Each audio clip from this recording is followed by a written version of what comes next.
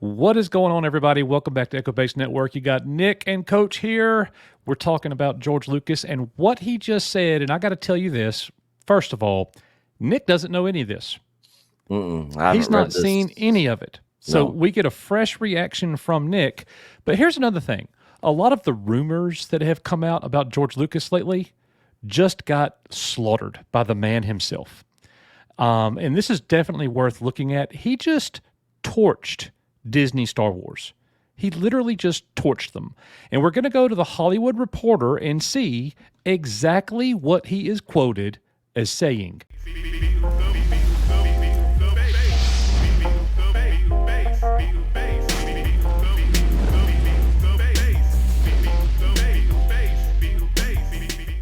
We're starting with the big one. Lucas says, I was the one who really knew what Star Wars was, who actually knew this world, because there's a lot to it. The Force, for example. Nobody understood the Force. When they started the other ones after I sold the company, that's Disney, a lot of the ideas that were in the originals sort of got lost. But that's the way it is. You give it up, you give it up. Nick, George Lucas just said he's the only one that understood the Force. He basically just said in that comment that Disney doesn't get it, that Disney hurt the originals, and he's not just taking a shot at Disney right there. He worked side by side with Dave Filoni. Yeah.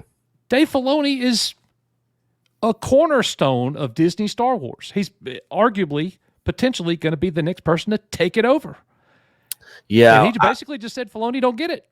Yeah, and I've always said this about Filoni. He is out for himself. Yes. He is going to do what he wants to do. George, said that all the Jedi were dead. Filoni was like, no, I don't want that to be the case. I don't want Ahsoka to come back. Would you say that Disney doesn't give us George Lucas Star Wars, they give us Dave Filoni Star Wars? Yes. 100%. For sure. Yeah. Just look at all the shows and what we're getting in the characters. Yeah.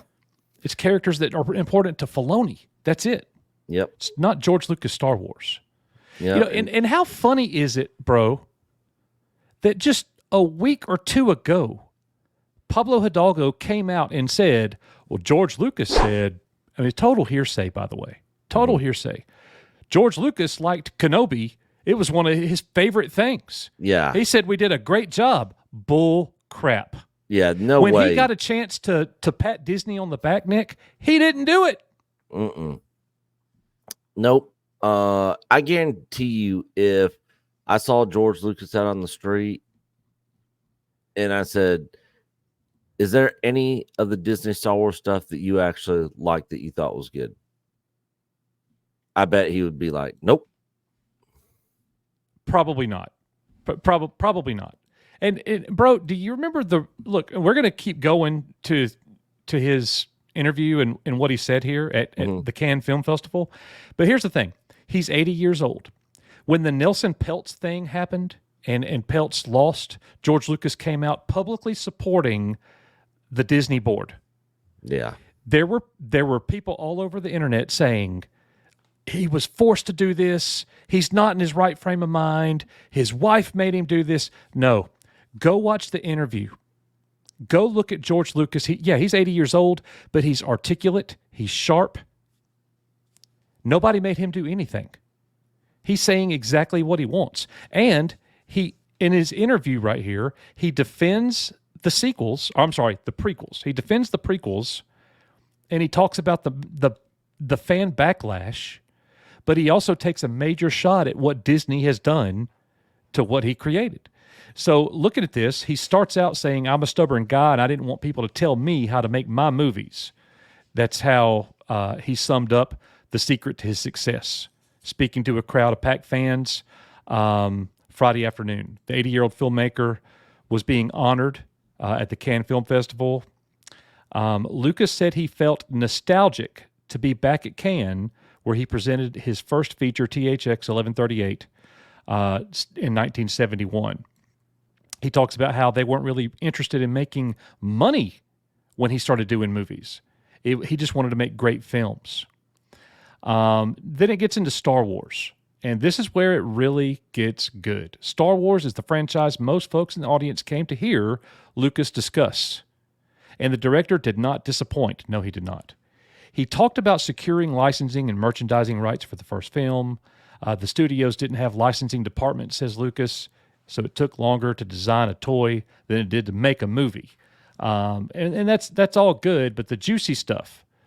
Lucas defended his prequel films against the haters, arguing that critics have forgotten that Star Wars was never meant to be grown up movie. It was supposed to be a kids movie for 12-year-olds that were going through puberty. This is Lucas's words, who don't know what they're doing, and they're all asking all these big questions. What should I be worried about? What's important in life? And Star Wars has all those things in there. They're buried in there, but you definitely get it, especially if you're young. So he's defending the prequels, Nick, right now, that came out all those years ago. I just want to break in here and just say this, too. It is ironic to me that Star Wars' 47th anniversary is today. Yeah. Today's the day. It all started 47 years ago. If you saw Star Wars on opening night, it was today, 47 years ago. Well, yesterday, George Lucas went scorched earth on Disney. But he's also defending what he did with the prequels. Look, I'm not a big, huge fan of the prequels, and I'm going to disagree with some of what he said there. Yeah. George Lucas is on record in the early 80s saying that Star Wars was made for 12-year-olds and their fathers. He said that. Yeah, we grew up with it as kids, but the prequels hit differently. Go ahead. Yeah. Yeah. No, those original movies, I did not think those were kiddie films, kid films. I thought that was all ages, from 3-4 years old all the way up to 80 years old. Sure. Absolutely. Maybe that was his intention, but that's not the movie he made. Now, and then the prequels, man, there's some stuff in the prequels that is not kid friendly. They're not going to understand it. When they're talking about the Trade Federation and embargoes and things, they're not going to get that. Yeah. Man, is there a ghost in your room? There's something that just fell. It's a dog. It's a dog. I was like, man, something just fell in the background. Coaches, Disney's knows that we're telling the truth about what they've done, so their spies are here. Yeah. So Star Wars was originally made for, like Lucas said, kids and their fathers. So I'm going to have to disagree with him here. And here's the other thing that I would say, The Empire Strikes Back was not a movie made for kids. No way. No. I didn't even really like it when I was a kid. I liked it because it was Star Wars. It was my least favorite as a kid. That's exactly right. Yeah. And as I got older, it became my favorite. Yeah. Like by the time I was like 18, 19, it was my favorite then. Yeah. But yeah, I know some people took issues with the Ewoks and things. He talks a little bit about this right here. He says, the negative response to the Star Wars prequels, Lucas argued, came from critics and fans who had been 10 years old when they saw the first one and didn't want to watch a children's film. The public trashing of Jar Jar Binks, one of the first figures to be canceled on the then nascent internet, reminded Lucas of the original response to C-3PO. He said this kind of stuff before. Oh, like C-3PO was anywhere close to what Jar Jar was. Nowhere. Not even in the same universe. No. I mean, it was just cringe, goofy silliness in those prequels. There was none of that in the original trilogy for me, anyways. No, there was not. There wasn't like over the top antics. There were no fart jokes. Yeah. In the original trilogy. No.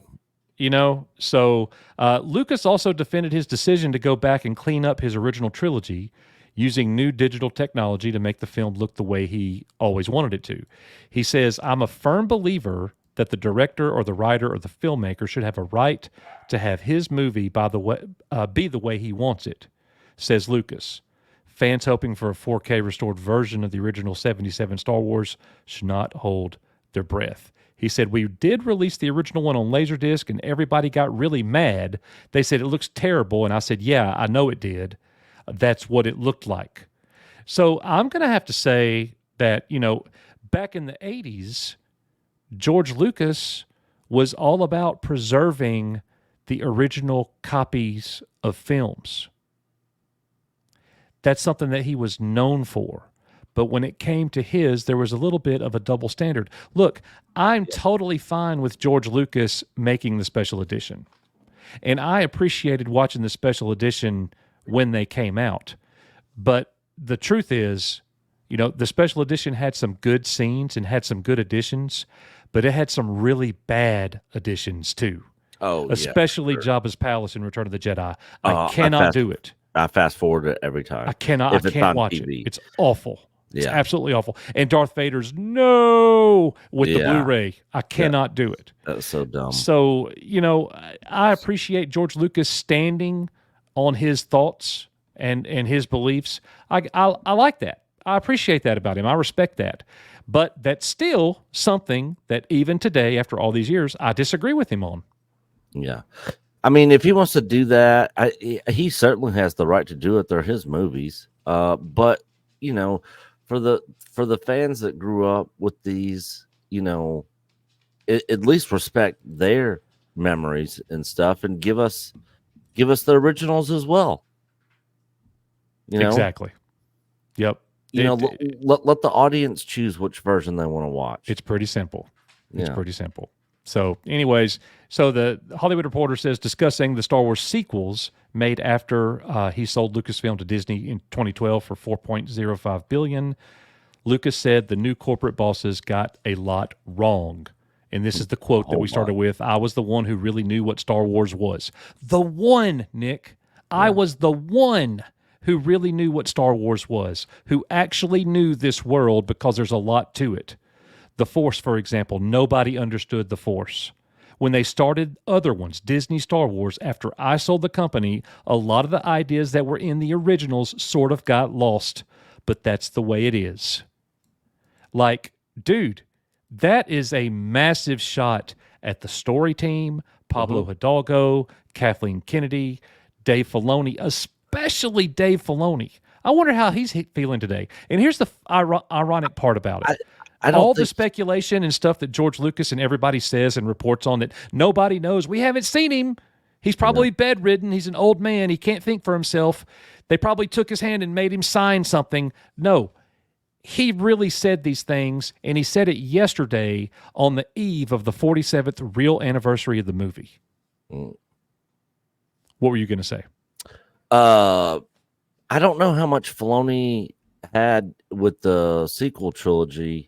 I don't think he had anything to do with any of the writing for that, but all the other crap that he's been a part of, it hasn't been very good. No, it has not been very good. And Lucas was quoted giving Rian Johnson props for the way that he made his movie look, the visuals, the production value of his film. But I mean, Star Wars but that's it. Has generally always looked good. Even the crap that I don't even like. I mean, production wise, I think a lot of it looks good. Yeah. But it's just not good. Well, here's why today is important, because we actually got real receipts. What George Lucas just said publicly against Disney and defending what he did, made mainly with the prequels and the lack of original restoration. But it's a good day for the fans to actually hear what George Lucas thinks. And basically, how is the shill media going to respond to this? They can't say, George Lucas loves the sequels. George Lucas loves what Disney has done. Because that's what they always say all the time. And you can't really show the evidence. Now we got it. right out of the man's mouth, that's what he's saying, you know. And George Lucas George Lucas has always said exactly what he wants to say. And Yeah. I don't like everything he says. I don't agree with everything he says, but there's some in there that I thought was great. So I appreciate George Lucas taking a little dig at him. Yeah. You know, even though ironically, just a couple months ago, he was supporting the board at Disney. That was Yeah. a financial thing. And that's it. Plus, he had loyalty to Iger. You know, he always has. But the way Iger kind of screwed him over, I don't know why he would have any loyalty to him at all. But I guess he feels like he still does. Yeah. You know, Who knows? whatever. Well, guys, most importantly, let us know in the comments what you think about what George Lucas said. Do you see this as a win? How do you think Star Wars is responding to that? And very ironically, there's very little being said today on the 47th real anniversary of Star Wars. It's crickets. Yeah. I guess it's not May the 4th, so they're not going to celebrate it. The Yeah. actual, I mean, did they not know what an anniversary is? Yeah, it's today. It's I didn't today. even realize it till you said something. Yeah, it's today. I didn't even realize what Yeah, the date was. many people don't because Yeah. it's not May the 4th. May Yeah. the 4th be with you. No, Yeah. May the 25th be with you. All right, buddy. Well, thanks for being here. And you are Echo Base Network. May the 25th be with you. See you on the next one, guys. Bye, guys.